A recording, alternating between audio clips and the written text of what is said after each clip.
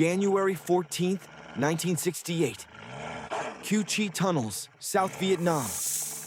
A 23-man American tunnel rat team descends into the blackness. Their last radio transmission is barely a whisper. Base, we're hearing knocking. It sounds like our own voices calling our names from deeper inside. Then the screaming begins. Oh God, they're pulling us in! They're smiling at us! Don't come after us, please! 47 minutes of pure silence. When the rescue team finally broke through the collapsed section, they found nothing. No bodies. No blood. Just 23 empty helmets arranged in a perfect circle, and the sound of soft knocking still echoing from the darkness, as if someone was still waiting down there. What really happened to those 23 American soldiers? This is the true, documented nightmare of the Cu Chi tunnels, and why some entrances are still sealed today. By early 1968, the Cu Chi tunnels had become the single most terrifying place on the entire planet for any American soldier unlucky enough to be sent there. This wasn't just a few holes in the ground. This was an underground city stretching more than 250 kilometers beneath the jungle floor. Hospitals, kitchens, sleeping quarters for thousands, weapon factories, classrooms, even a theater. The Viet Cong and NVA had lived down there for years, completely invisible to American air power and artillery. They could strike at night and disappear back into the earth before dawn. The tunnels were booby-trapped with punji stakes, venomous snakes, and explosive devices hidden in the walls. The air was thick with the smell of damp dirt, human sweat, and cooking rice that mingled in a way that could drive a man mad after hours in the dark. The Americans called the men who dared to go inside tunnel rats. These were usually the smallest guys in the unit, 5 feet 5 inches or shorter, thin, with nerves of steel. Their only weapons were a .45 pistol, a flashlight taped to the barrel, a K-bar knife, and a gas mask. No helmets, no body armor. Too bulky for the narrow tunnels that were often only 2 feet high and 18 inches wide. Crawling on your belly for hours, feeling the walls close in, listening for the faintest sound of breathing or a tripwire click. Their job was simple and almost always suicidal. Crawl into the black, find the enemy, and kill them in total darkness where every sound could mean death. But in January 1968, something changed forever. The tunnels stopped being just a battlefield and became something alive, something with its own will. Sergeant First Class Raymond Ray McCallan, a 29-year-old legend among tunnel rats with 2 Purple Hearts and 3 tours already under his belt, was chosen to lead a special 23-man team. Their mission was classified top secret: locate and destroy a major NVA command center deep inside the Cu Chi complex near Ben Suk village, the nerve center supposedly planning the upcoming Tet Offensive. The team was the absolute best the 25th Infantry Division had.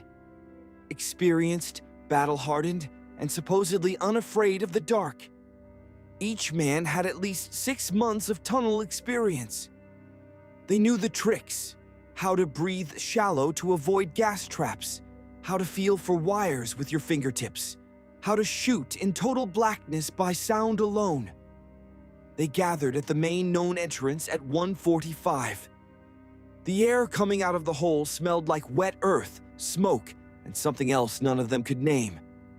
Sweet and metallic at the same time, like blood mixed with rotten fruit. McCallan looked at his men and said the same thing he always said before a drop. Stay close, stay quiet, and whatever you hear, don't answer. The tunnels play tricks. They descended one by one into the blackness. The first few levels were familiar. Narrow passages with occasional booby traps they cleared with grenades. But as they went deeper, things started to feel wrong. The air grew heavier, almost sticky. The walls felt warmer, like they were breathing in rhythm with the men. At 2:47, the first clear radio message came through from McAllen himself. "Base, this is Rat Actual. We're at level 3. It's quiet. Too quiet. The maps don't match anymore. Wait. We're hearing knocking. It sounds like Morse code. It's spelling out our names. How the hell do they know our names down here? Kowalski, Torres, Harlan. They're listing us all." His voice was calm, but everyone listening in the command bunker felt the hair on their arms stand up. The radio operator topside replied, "Rat Actual, say again. Knocking? Pull out if it's a trap." Before McAllen could respond, the scream started. First one voice, high and terrified. Then all 23 at once, overlapping in pure chaos and horror. "Oh God, they're pulling us in! They're smiling! They look just like us! Don't come after us. Please God, don't come after us. The walls are moving. They're laughing. They're happy." The last thing the radio picked up was McAllen's voice, almost peaceful amid the madness. "They're family now. They want us to stay. It's better here." Then silence. Absolute, dead silence that stretched for 47 agonizing minutes. A massive rescue operation was launched at first light. Over 60 men, engineers, demolition experts, and even a chaplain were sent in. They spent hours clearing collapsed sections, using every tool they had: picks, shovels, explosives. The tunnel seemed to fight back. Walls crumbled unexpectedly, gas pockets released choking fumes, and the knocking never stopped. It was soft at first, like someone tapping politely on a door. Then it grew louder, more insistent, as if whatever was down there knew they were coming. When they finally broke through the final wall at 9:30, the sight that greeted them made hardened combat veterans throw up on the spot and question their sanity. In the middle of a large natural chamber, 25 meters underground, sat 23 empty M1 helmets arranged in a perfect circle. Inside each helmet was a neatly folded uniform, dog tags placed exactly in the center like a centerpiece. Boots were lined up beside them, perfectly paired and laced. Flashlights and .45 pistols were stacked in the middle like an offering to some ancient god. K-bar knives were placed point down in the dirt, forming a smaller inner circle. No blood, no bullet holes, no signs of struggle. Not even a drop of sweat on the fabric. The chamber was spotless, as if it had been cleaned just minutes before. The only thing that remained was the sound. Soft, rhythmic knocking coming from a tunnel that led even deeper. It never stopped. It sounded like someone politely asking to be let in. Or out. And mixed with the knocking was something else. Faint laughter, like a group of friends sharing a joke in the next room. That single discovery changed everything. The rescue team backed out, sealing the chamber behind them. Word spread through the division like wildfire. From that day forward, the soldiers started calling the Ku Chai tunnels the living tunnels, or the smiling dark. And they began to pass down 5 unbreakable rules in hushed voices around the fire bases. Rules that were added to over time as more incidents happened. Rule 1, never answer when you hear your own voice calling you deeper. The tunnels had learned to imitate voices perfectly. Sometimes it was your mother reading your last letter home. Sometimes your girlfriend saying she's pregnant and needs you back. Sometimes your best friend who died last week. Those who answered and followed the voice deeper were never seen again. Rule 2, time dies down there. Men who thought they had been underground for 30 minutes sometimes emerged to find 6 or 8 hours had passed on the surface. Watches stopped dead. One survivor swore he spent only one night in the tunnels. But when he came out, his wife had already given birth, and named their son after him, thinking he was dead. Rule 3. If you see your own helmet or your own boots waiting for you on the ground, run and never look back. Multiple tunnel rats reported seeing their own empty helmet sitting in the middle of a tunnel, as if waiting for them to put it on and stay forever. Those who stopped to pick it up were never heard from again. Rule 4. Never eat or drink anything you find down there. Some men reported finding fresh sea rations or canteens of water waiting inside chambers. Those who took a bite or a sip never came back. Survivors said the food tasted too good, like home cooking, and after one taste, you didn't want to leave. Rule 5. If the walls start smiling at you, it's too late. The final rule, the one no one liked to talk about. Some veterans swore the dirt walls would shift, forming faint outlines of smiling faces. If you saw that, the tunnels had already chosen you. Private First Class Eddie Rat. Torres was the only man from the original 23 who ever came out alive. Barely. He was found 3 days later, wandering outside a different tunnel entrance 5 miles away, covered in mud, eyes wide open but seeing nothing. He kept repeating the same sentence for weeks. They're still alive down there. They're happy. They want us to join the family. They're smiling. In his classified debriefing, which was later leaked to a few veterans groups, Torres described what happened after the team went deep. The tunnels began to breathe. The walls pulsed like living flesh under your hands. The knocking turned into laughter. Then they saw them. American soldiers in full gear, standing in the darkness, smiling, waving them forward. Some of the faces were men who had disappeared months earlier. They looked healthy, clean, at peace. One of them, a soldier Torres had watched die in a previous mission, stepped forward and said, "Eddie, it's better down there. No more war. No more pain. No more fear. Just family. Come home." The missing men weren't fighting. They were inviting. They were happy. Torres said they looked like they had found paradise underground. The team froze. Some started smiling back. McAllen tried to order a retreat, but his voice came out as a whisper. "They're right. It's beautiful here." Torres ran. He ran for what felt like days through collapsing tunnels, hearing all 22 missing men calling after him, begging him to come back, telling him how happy they were, how there was no pain, no death. The walls grabbed at his ankles, faces formed in the dirt, smiling at him. He found a side chamber with fresh sea rations, his favorite, Spam and crackers. But he didn't touch them. When he finally reached the surface, he was carrying only one thing: a Polaroid photo that none of the team had brought with them.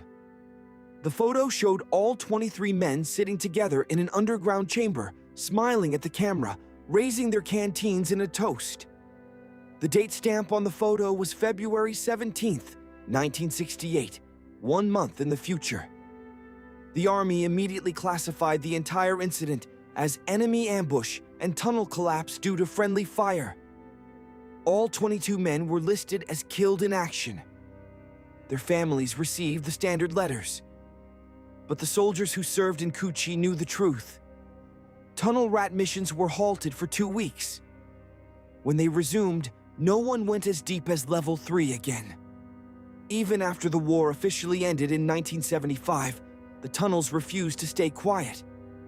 In the 1980s, American MIA search teams were allowed back into Vietnam.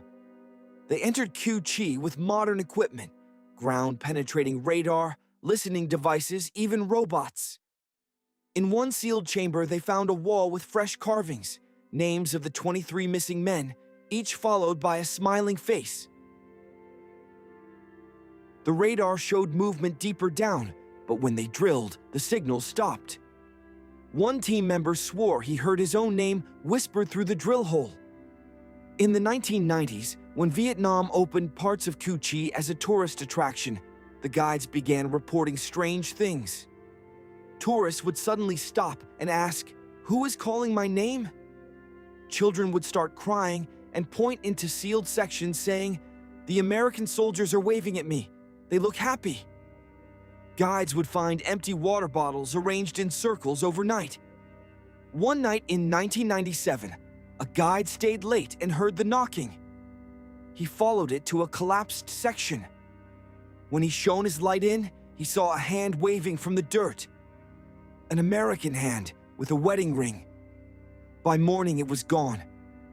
In 2008, a group of American veterans on a reunion tour entered the tunnels. One former tunnel rat, now 62 years old, never came out. Search teams found his camera lying on the ground. The last photo on it showed him smiling and waving, standing next to the 23 missing men from 1968, all of them looking exactly the same age as they did that night. The veterans refused to talk about it publicly, but one whispered to a reporter, "They're still recruiting down there." In 2017, a group of urban explorers with professional equipment recorded audio inside a previously unexplored section. The recording captured clear knocking, followed by laughter, followed by 23 different American voices calmly saying their own names. And then one new voice at the end, whispering, "We're still waiting for you. Come home. It's beautiful here." The file was immediately taken down from the internet by Vietnamese authorities. But copies still circulate among veterans and conspiracy groups. Some say if you play it backwards, you hear the voices spelling out names of living people. People who haven't visited Cu Chi yet. In 2022, a YouTuber specializing in abandoned places snuck into a sealed part of Cu Chi at night. His video cuts off after 12 minutes with him whispering, "I hear knocking. It's saying my name." The camera falls. The last frame shows a smiling face in the dirt wall. He was never found. His channel is still up, but all comments mentioning the video are deleted automatically. To this day, if you visit the Cu Chi tunnels and stay after closing time, the local guides will quietly warn you in broken English. After 6 p.m., do not go near the old American entrance. You will hear knocking. You will hear laughter. You will hear your own name spoken in your own voice. Whatever you do not answer. Because if you do, they will open the tunnel just for you. And once you're inside, you'll never want to leave. The tunnels never gave those 23 American soldiers back. They're still down there. Still alive, still smiling, still happy. Still waiting for the next American who is brave enough or stupid enough to crawl inside and join the family. And sometimes, late at night, when the jungle above is completely silent, you can still hear the soft knocking from deep beneath the earth. They're still calling. They know your name, they know your voice, they know your fears, and they're still waiting for you to come home. Forever.